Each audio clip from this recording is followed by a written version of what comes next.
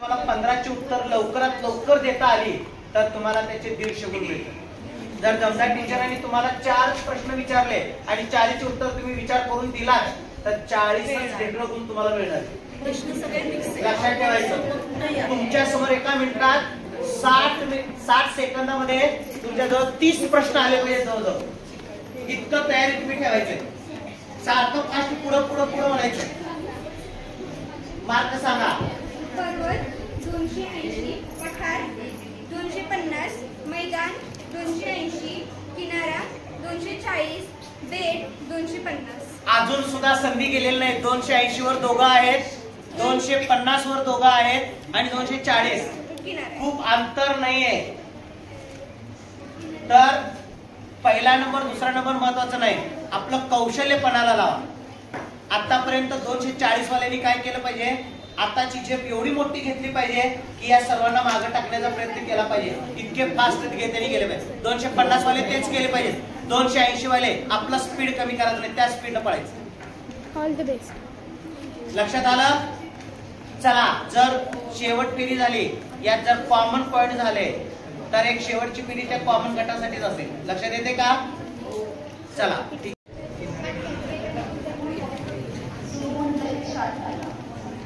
ठीक आहे, आता शांतता खूप अपेक्षित आहे. तुमचा जरा ते गोंधळ झाला तर त्यांना प्रश्न कळणार आणि तुम्ही सुद्धा म्हणाल त्या प्रश्नांची उत्तर, बऱ्याच प्रश्नांची उत्तर तुम्हाला माहिती आहे. या राऊंडचं वैशिष्ट्य म्हणजे याच्यामध्ये जवळजवळ प्रत्येकाला किमान 22 प्रश्न आहेत. म्हणजे एका विद्यार्थ्याचे 20 होतात. तुम्हाला अंदाज आले असेल, पण आम्ही एक्स्ट्राच्या आणखी 2 ठेवलेले आहेत. म्हणजे 22 प्रश्न या फेरीमध्ये आहेत. तुम्ही एका मिनिटामध्ये जास्तीत जास्त या प्रश्नांना म्हणजे 22 तर चांगलंच उत्तमच जास्तीत जास्त प्रश्नांची उत्तर देण्याचा प्रयत्न करायचा. आता समजा एखाद्या प्रश्नाचं उत्तर आलं नाही तर त्याच्यासाठी शब्द आहे पास. काय म्हणायचं? पास. म्हणजे पुढचा प्रश्न पास करायचा, एकच शब्द म्हणायचा. मग लगेच पुढचा प्रश्न विचारला. एखादा प्रश्न समजला नाही तर तुम्ही पुन्हा विचारू शकता, परंतु वेळ जाईल. ठीक आहे, लक्षात आलं. त्यामुळं प्रश्न लक्षपूर्वकच ऐकायचे. प्रश्नांमध्ये पूर्ण जनरल नॉलेज आहे. आता दिवसभरामध्ये तुम्ही जेवढे प्रश्न ऐकला की नाही, जेवढा अभ्यास केला, या प्रेक्षकांनी जास्त अभ्यास केलेला आहे. तर तुमच्यापेक्षा इकडे त्यांना जास्त उत्तर माहिती असते, कारण ते जेव्हा उत्तर देत होते तेव्हा तुम्ही बिझी होता प्रत्येक गोष्टीमध्ये. ठीक आहे, शेवटची फेरी सुरू करणार आहे मी, पण एक थोडक्यामध्ये ज्या आपल्या 6 फेऱ्या झालेल्या आहेत त्या 6 फेऱ्या सरांनी अत्यंत विचारपूर्वक केलेल्या होत्या. तुमच्या लक्षात आलं असेल.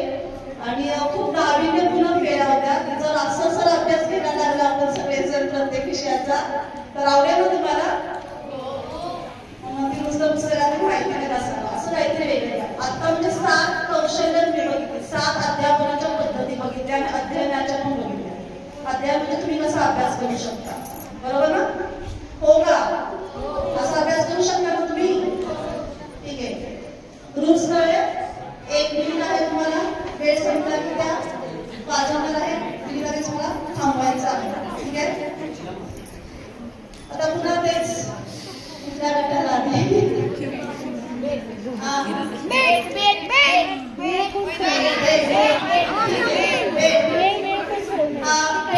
एक व्यक्ती यायचंय. नशीब त्यांचं ते शोधणार आहे. माझ्याकडे 5 ग्रुपचे 5 प्रश्नावली आहेत. घाबरू नका. पहिल्या प्रश्नापासून 22व्या प्रश्नापर्यंतचे प्रश्न त्या घटकावर चालतात. म्हणजे ह्याला मला काहीतरी खूपच वेगळा विचारला, त्याला काहीतरी खूपच वेगळा असं नाही. भारत म्हणते की पहिला प्रश्न सगळा भारतात, दुसरा महाराष्ट्र म्हणते की सगळे महाराष्ट्रात. फक्त तुमचं जनरल नॉलेज किती आहे त्याच्यावर. ठीक आहे. बेट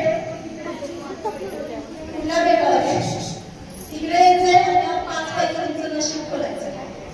हा कुठला प्रश्न मी नाही ना देते करू शकत, कुणाला मुलगी येते ते ठरवणार. तुमच्या तुम्ही सिलेक्ट करायचं तुमचं नशीब. आणि शेवटचं नशीब जे आहे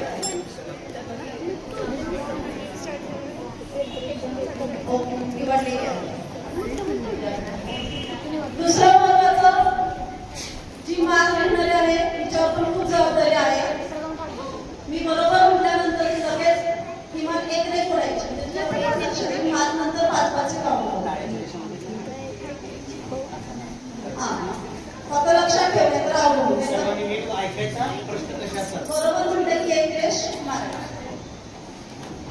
उत्तर एकदाच द्यायचं पण नीट व्यवस्थित द्यायचं. बेट कुठला भारतातलेच आहे का भारताच्या बाहेरचे? ठीक आहे, करायची सुरुवात. सगळे तयार? जवळच तुम्ही वाटीवर बसले तरी चालेल, निवांत बस किंवा त्यांच्या ग्रुपमध्ये खुर्ची बसली तरी पण चालेल. असं काय म्हणजे त्यांना पण फिरू नको आम्हाला मार्क देखील. पहिला प्रश्न सुरू झाला की त्या टाइम स्टार्ट करणार झाला संपलं. ठीक आहे, नाही आला की पास. 22 प्रश्न आहेत आणि तुम्ही उत्तर करायचं नाही, ऐकायचं फक्त. आणि त्यांनी सांगितलं बरोबर करायचं हे काय तुम्हाला माहिती नाही. तुम्ही जे पहिल्यांदा उत्तर देतात तुमच्यात त्याची पहिली व्यक्ती पहिल्यांदा उत्तर देते ते गृहीत धरलं. दुरुस्त केवळ नंतर सांगितलं तर ते तुम्ही धरलं जाणार नाही. त्यामुळे चौघी समन्वय साधून उत्तर सांगायचं. ठीक आहे, किंवा तुमच्या तुम्ही हातवर मी सांगितलं असेल तर करून म्हणायचं मला भरपूर माहिती तुम्हाला आता कळायचं दिवसभरामध्ये आपल्या मैत्रिणीपैकी कोणाचं नॉलेज असतं. नाही एका मिनिटात सुरू झालं की संपलं ना की राऊंड पूर्ण झाला की 1 मिनिट होणार आहे फेल वाचायचं. आलं लक्षात? आलं का लक्षात? आणि आता सुरू केलं की मग काय करायचं? चालू करायचं माहिती ना सगळ्यांमध्ये आपण चालू करू. त्यांना बघू दे टायमर कसा असतो. हा असा टायमर आहे तिने लावला की तो चालू होतो आणि 1 मिनिट बरोबर 7 वर आला की लक्ष करायचं असतं. तिचा प्रश्न आपल्याला नाही डायरेक्ट लक्ष करायचं बरोबर. ती फेल वाचवणार 7 वर मी लगेच स्टॉप होणार. समजा शेवटचा प्रश्न अर्धा असेल तर मी तो कम्प्लीट करतो आणि तुमचं ते उत्तर कुणी धरलं. ठीक आहे, वेळ झाला समजा अर्धा झाला तर कम्प्लीट करायची सुरुवात. तयार? आवाज कमी आहे. तयार का?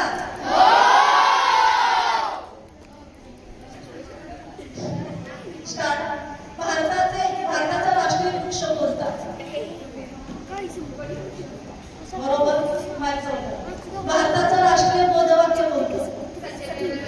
बरोबर. भारताची राजधानी कोणती? बरोबर. भारतामधील सर्वात उंच पुतळा कोणता? बरोबर. त्याला स्टॅच्यू ऑफ युनिटी म्हणतात. जगातील सगळ्यात लांब नदी कोणती?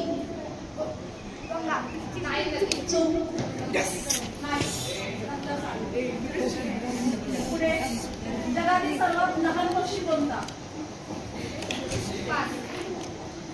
सुवर्ण मंदिर कोणत्या शहरात आहे? बरोबर. जगातील सूर्यास्ताचा देश कोणत्या देशाला म्हटले जाते? नाही, अमेरिका देश विचारला. जागतिक हवामान दिन कधी साजरा केला जातो? संपली वेळ? ओके, किती आले?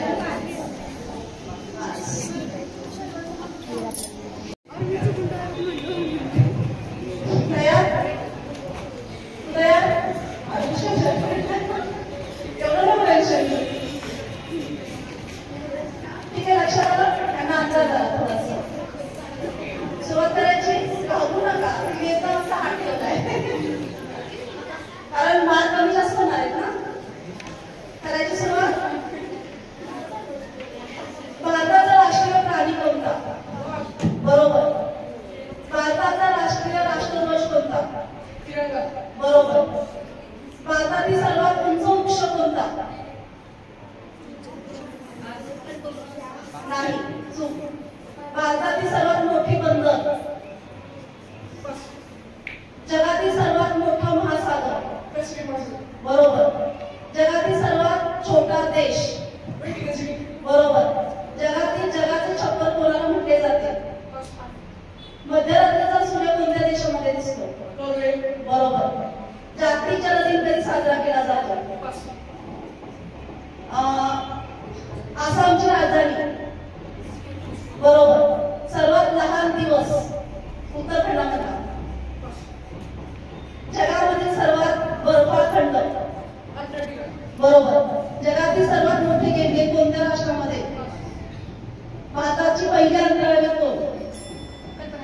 बरोबर. 1 मिनिट. यांनी जवळजवळ 14 प्रश्नांची उत्तरं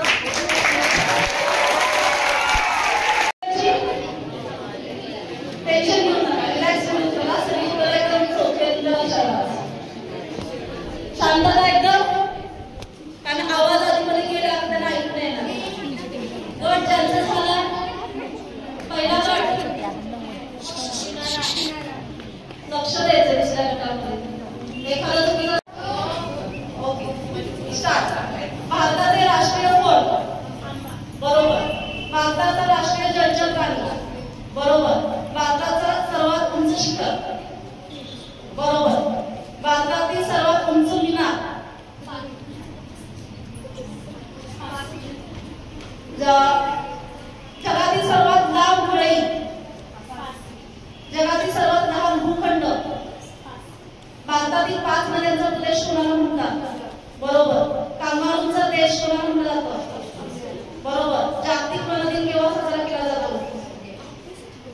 बिहारची राजधानी बरोबर. सर्वाधिक चंद्र असणारा ग्रह, जगातील सर्वाधिक सोने सापडणारा देश नाही, देश विचारलं. 5 पुढे. सर्वाधिक चहा उत्पादन करणारा देश बरोबर. भारताच्या पहिल्या महिला राज्यपाल कोणत्या? अखंड शिल्पातले मंदिर कोठे आहे? महाराष्ट्रातील मधुमक्षिका पालन केंद्र कोणत्या प्रसिद्ध थंडाव्याच्या ठिकाणी आहे? बरोबर बरोबर. भारताचा राष्ट्रीय पक्षी, भारताचे क्षेत्रफळ किती मोठे राज्य बरोबर. भारतातील सर्वात मोठे वाळवंट जगातील सगळ्यात लांब रस्ता, जगातील सर्वात लहान समुद्र बरोबर. भारताचे नंदनवन कोणत्या राज्याला ओळखले जाते? निळा पर्वत कुठल्या पर्वताला म्हटलं जातं? जागतिक लोकसंख्या दिन कधी साजरा केला जातो? मध्य प्रदेशची राजधानी बरोबर. सर्वात मोठा दिवस उत्तराखंडातला. सर्वात मोठी राज्यघटना कोणत्या देशाची आहे बरोबर. सर्वाधिक कॉफी उत्पादन करणारा देश कोणता?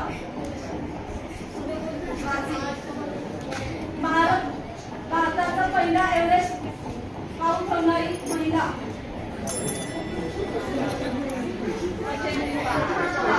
काय म्हणणार? आता शेवटच्या गटाचं भवितव्य बघणार आहोत. शांतता पूर्ण हातवर तयार. लक्ष द्या. गट कोणता दिसत नाही, मैदानात आला. ठीक आहे, मैदान गट तयार. माईक जर बंद पडला तरी माझा आवाज येतो एवढा मोठा आहे, त्यामुळे शांतता. सुरू करायचं. स्टार्ट. भारताचे राष्ट्रीय फूल कोणते बरोबर. भारताचा राष्ट्रीय खेळ कोणता बरोबर. भारतात एकूण राज्य किती आहेत बरोबर. भारताची सगळ्यात लांब नदी कोणती बरोबर. जगातील सगळ्यात लांब कालवा कोणता म्हणजेच कॅनॉल. भारतातील गुलाबी शहर कोणत्या शहराला ओळखले जाते बरोबर. उगवत्या सूर्याचा देश कोणत्या देशाला म्हटलं जातं बरोबर. जागतिक वसुंधरा दिन कधी साजरा केला जातो? गोवाची राजधानी कोणती? पृथ्वीच्या सगळ्यात जवळचा ग्रह कोणता? शुक्र. खाऱ्या पाण्याचा समुद्र कोणत्या समुद्राला ओळखले जाते बरोबर. हॅलोचा धूमकेतू किती वर्षांनी पुन्हा दिसतो? जगातील सर्वाधिक भाषा बोलणारा देश कोणता? पास हो का? म्हणा ना. भारताच्या पहिल्या महिला पंतप्रधान कोणत्या? कोण बरोबर. छत्रपती शिवाजी म्युझियम कोणत्या शहरामध्ये आहे? पटकन बरोबर. मुंबई. पुढं भविष्यात तुमच्यापैकी कोण ज्या काहीतरी तुम्ही स्पर्धा बघताय कोण बनेगा करोडपती या त्या हॉट खुर्चीवर जर तुम्ही बसलात आणि तिथं म्हटलात की आमच्याकडे स्कूलमध्ये पण असे एक नाव जर काढलं का तर या कार्यक्रमाचं सार्थकतेचं झालं समजेल. आणि तुम्ही त्या ठिकाणी इतके कॉन्फिडन्स उत्तर द्यायला एकदा या छोट्या छोट्या स्पर्धा घेतल्यानंतर तुमच्यामध्ये आत्मविश्वास एवढा वाढतो की तुम्ही प्रचंड ज्ञान मिळवण्याचा प्रयत्न करता. ही मुलं एवढी धाडशी आहेत. सोमत मांडणे म्हणा, प्रश्न निर्मिती करणे म्हणा, एखाद्या प्रश्नाचं लवकर उत्तर देणं, एकमेकांना चालना देणं हे फार अवघड असतं. आणि या मुलांनी या ठिकाणी सर्वांनी सहभागी होणाऱ्या सर्व विद्यार्थ्यांचं खूप खूप अभिनंदन आहे. आणि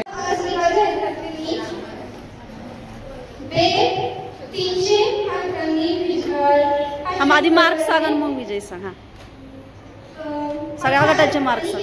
330 मार्क आहेत, पर्वत 340 मार्क आहेत आणि मैदान जो आहे सर्वात पहिला आलेला आहे तर 380 मार्कांचे ते विजय झाले. आता नीट सांग. आता प्रथम क्रमांक